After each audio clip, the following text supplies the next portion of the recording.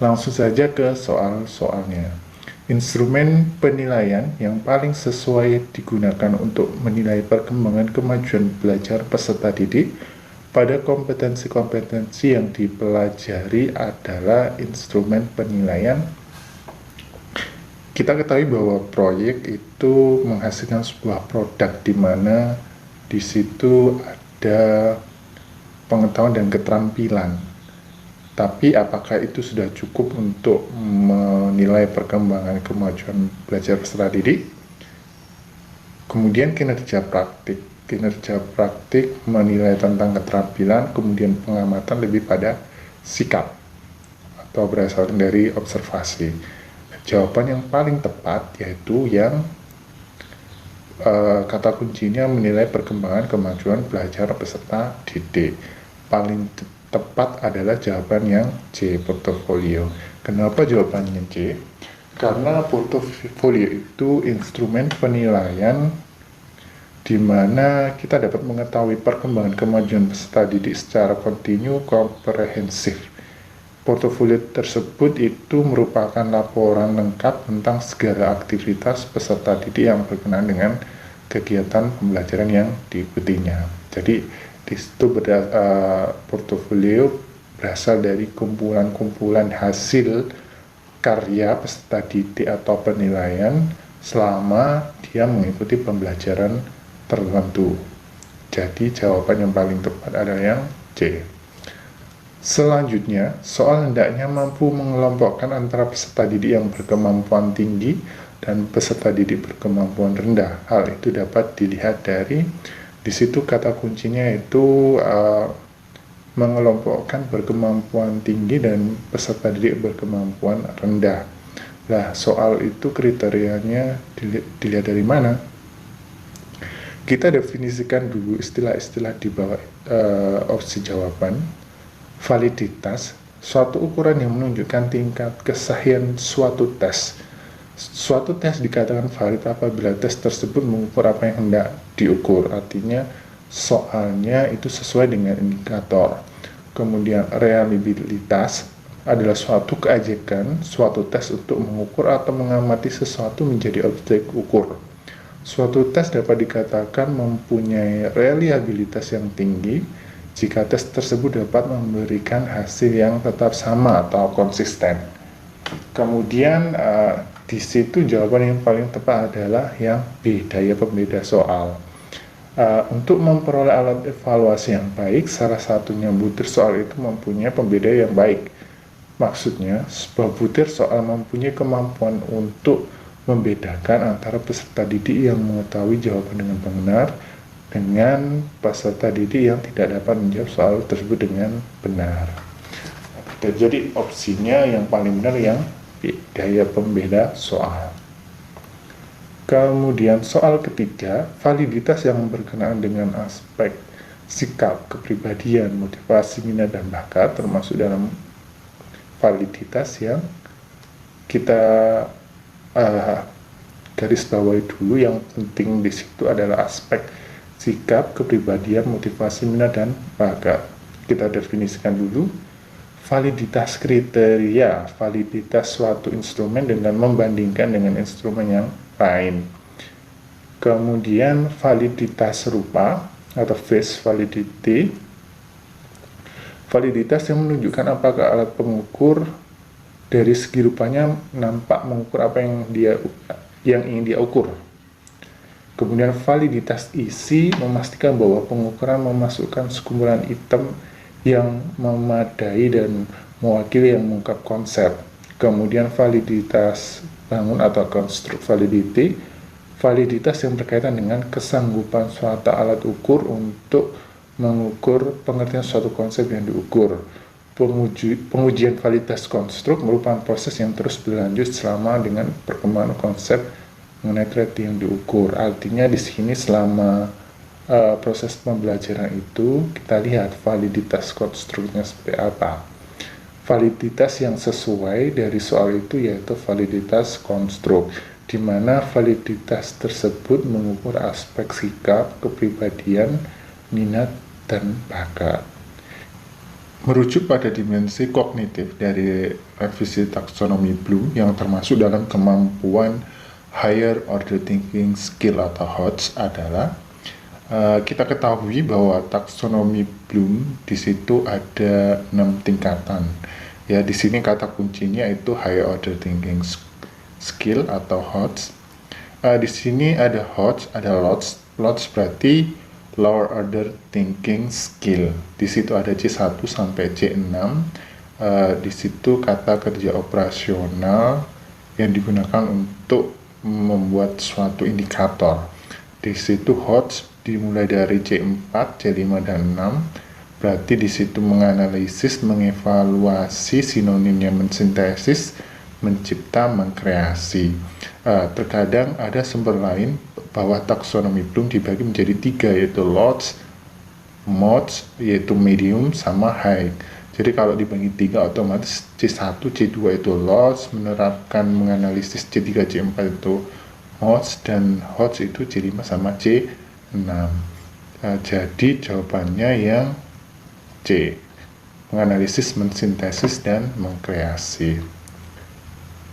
Oke, selanjutnya salah satu rambu-rambu dalam menyusun soal HOTS adalah keberfungsian stimulus berikut kriteria stimulus yang baik. Ya, di situ kata kuncinya kriteria stimulus yang baik, kecuali. Nah, di sini ada beberapa stimulus yang baik. Yang pertama yaitu substansi dan menarik untuk dibaca. Jawabannya C, menarik perhatian bagi peserta didik, ditulis dan dirancang dengan baik, cukup menantang, tidak terlalu mudah dan tidak terlalu sulit, secara faktual itu benar, mengantar pada pertanyaan dan cerita utuh dan serba cukup. Jadi jawaban yang paling cepat yaitu parsial dalam sajian karena berlawanan dengan kriteria cerita utuh dan serba cukup. Soal ketiga, salah satu rambu-rambu penulisan soal bentuk pilihan ganda menyebutkan bahwa butir soal jangan tergantung pada jawaban soal sebelumnya. Hal tersebut termasuk dalam kaidah.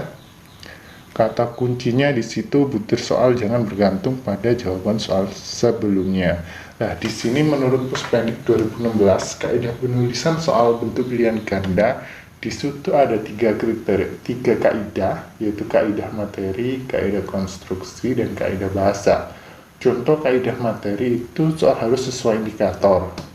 Pilihan jawaban harus homogen dan logis. Setiap soal harus memiliki satu jawaban benar karena di sini adalah pilihan ganda.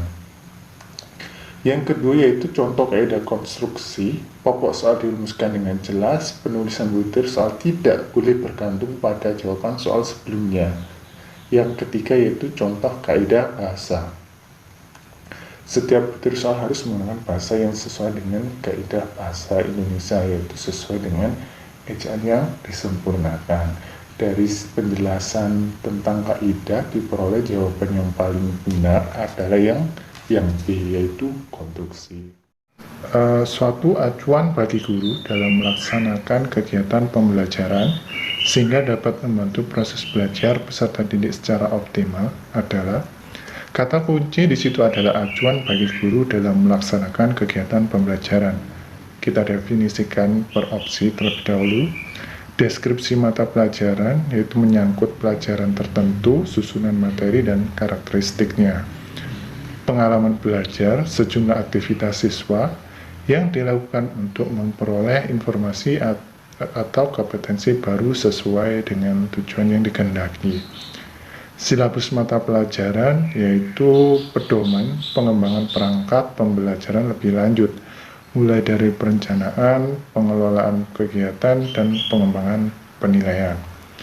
Struktur kurikulum merupakan pola dan susunan mata pelajaran yang harus ditempuh oleh peserta didik. Yang terakhir, kompetensi dasar, sejumlah kemampuan yang harus dikuasai peserta didik, di mana nanti kompetensi dasar akan di breakdown menjadi indikator kompetensi yang harus dicapai oleh peserta didik. Dari paparan definisi dari opsi jawaban yang paling sesuai adalah jawaban yang C. Di situ di soal ada acuan bagi guru, itu sinonim dari kata pedoman. Bisa dimengerti? Lanjut soal kedua.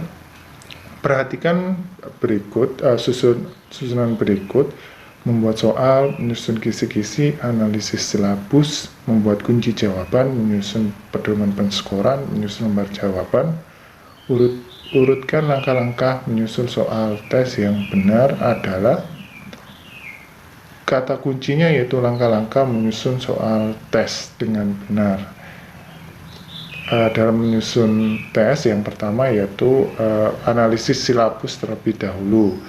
Yang kedua, tentunya menyusun kisi-kisi.